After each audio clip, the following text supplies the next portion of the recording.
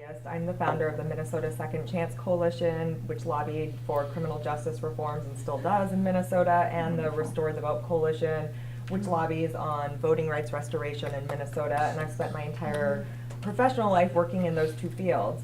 I chose to become a lobbyist after many years of doing advocacy and spending time at the Capitol, because I am today the only woman of color, well, the only person of color contract lobbyist in the state of Minnesota. As long as I remain the only lobbyist of color, conversations at the Capitol will not change. And so I have been making a concerted effort to try to mentor and hire more people of color at the Capitol. You know, this past year I also did make the decision to speak up about sexual harassment at the state capitol in hopes that it would create a safer environment for women who want to become lobbyists, and particularly women of color, because I think I've seen many women get very discouraged in their first few weeks at the Capitol because of the environment and the rampant sexual harassment. At the end of last fall, I met with my friend Ilhan Omar, who was at the Capitol, and with my really good friend Sarah Super. And we went to her, Sarah and I went to her and said, hey, we are both survivors of sexual violence, and we want you to author this bill that would eliminate the statute of limitations for reporting cases of sexual violence. And Ilhan was like, of course, and she took it on. House Republicans shot it down. But it's something like we had never lobbied before in our lives. Like, I had been to the Capitol before and had done like some really basic stuff, but this is the first time where I had gone in and I was there every single day, like pressuring people and be like, what will make you move? And then meeting with like different associations that I knew that would help them move.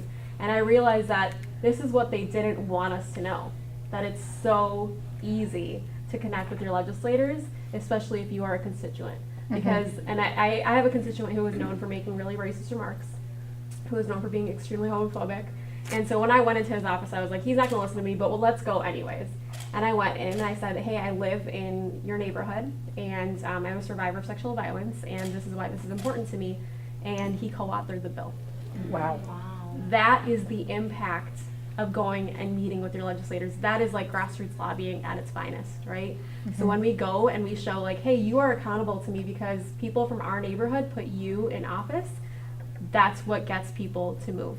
Right? And so at First Unitarian Society, we have a group called Active Voices. After the 2016 election, Kathleen came back to First Unitarian Society after a long hiatus and said, I've got to do something. I'm going to write a letter every week. Who wants to join me? And so this group of women get together every Tuesday afternoon now, and they decide what issue they're going to work on. And they talk about it, and they talk about the language and how do they need to pitch it. And by Sunday, they have postcards printed with the address labels already on them, and say, here, will you sign these 5 postcards for the Senate Judiciary Committee? Will you sign this to stop line 3? And they make it easy for all of us in the congregation to do advocacy. They educate us on the issues and then make it easy for us to do advocacy. And now we are working hard to increase our impact. So we would love for all of you and your organizations to join us, so that we can increase our impact and have a postcard avalanche, what we're doing. The other piece that I want to say is that before I had this current position, I was the director for the Minnesota Religious Coalition for Reproductive Choice. And I spent a fair amount of time both at the Capitol in St. Paul and lobbying in Washington for reproductive health from a faith perspective. And what I heard legislators say over and over again is it's so important to hear from people of faith about progressive issues connected to our faith, because they so often hear from the other side. And so I'm all for the separation of church and state, absolutely. And when I go into a legislator's office and I say, for example, I'm pro-choice because of my faith, not in spite of it, that carries some weight with a pro-choice legislator who is looking to say, not one side owns the narrative around faith. And so I think that's true not just for choice, but other progressive issues. I began my lobbying efforts at the Capitol over 6 years ago on trying to reform gun violence in our state. We did get a small piece of legislation to take guns away from domestic abusers.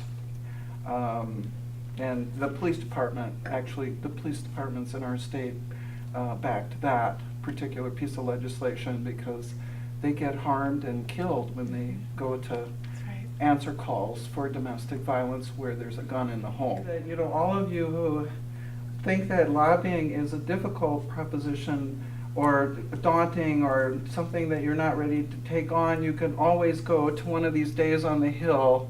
The Land Stewardship Project has one every year on legislation around farming issues, and everyone gets to go talk to their legislators, and you get trained up before you go. You go with a group of people, so you're not doing it all alone. And then a lot of the environmental groups have had a water action day up at the Capitol the last 2 years, and we went and talked to legislators about all pieces of legislation that had to do with water issues, and it was kind of the same format where you met as a group, you got to hear about which pieces of legislation were important to talk about, to have a story, because stories are so compelling to legislators to hear how, you know, water issues have personally impacted your life. We've come up with this idea for trusted partners where people from different organizations can sign up with their organization to be ready to contact their legislator when a critical piece of legislation is being developed to influence it before it gets to committee. We've heard from, you know, Senator Patricia Torres Ray, by the time it gets to committee, it's too late. They don't bring it up to committee unless they have all the votes they need to get it out of committee. So you really have to be in there earlier because they want to hear from you. Only a handful of people can make a significant change in how your legislator looks on an issue. We are working very hard to educate the public about how we currently pay for health care, how wasteful it is, and how many people are left out, and how abysmal our outcomes are in this richest country in the world, best healthcare system in the world. So that's kind of our main strategy, is really trying to get in front of as many people as we can, interact with as many people as we can, individuals, groups, partner effectively with other organizations like Minnesota Nurses Association, Physicians for a National Health Program, Isaiah, the big group called Our Minnesota Future, Land Stewardship Project, other organizations who have healthcare at the, you know, at the maybe top 1, 2, or 3 on their list of issues. We all know that this is top, it's really the top 1, 2, or 3 issues for voters this year. But the trick is to get people to vote as though this issue matters. And instead of voting stuff that doesn't really matter, and of course Greater Minnesota tends to send people to the legislature who aren't really gonna, they're the people who have the greatest need as a block, and they send people to the legislature who literally are not gonna go to work for them on this issue. So we're trying hard to get to Greater Minnesota as much as we can and try to educate people about what's wrong with how we pay for healthcare. A vision for how we could do this differently, and yes, it involves government. So we try to do a little PR for government along the way, to say the government has a role in fixing this problem. Because we can't, nothing happens until a bill can get heard in a committee. And nothing can get heard unless the leadership in the legislature decides that your bill is going to get heard. So it kind of involves teaching people about the process a little bit too. The majority has to care about your issue. The leadership has to agree that it's going to get heard. The committees have to agree that those committees will hear your measure on both sides, right? So you have to have a legislature friendly to health and human services, or climate change, or criminal justice reform, or gun violence prevention, all of our issues. And boy, it's a hard this is hard to educate people, that you have to look at the priorities of people running for office, get past the, the code language, and get into what are you really gonna support, and get them to care about what you care about, and give people a sense that they have power if they will get involved. And I find that getting involved in campaigns makes a huge difference. If you door knock with a candidate, they will remember you. If you have expertise in an area and you offer expertise as an honest broker for your issue, you can have some influence if you offer some information that helps them understand. Because not every office holder is on every committee, and they don't have expertise in every single area that each of us cares about. But eventually they're going to have to vote on it, right? So it's many things. Getting the right majority, having the leadership with you, having the committee structure with you. Add that in all of this, we do have what's called the Minnesota Health Plan. So there is a health There is plan legislation. in Minnesota that is ready to go. If we could all be on board. You might think you're just one voice, but if you use and exercise that voice, it really is more powerful than you think.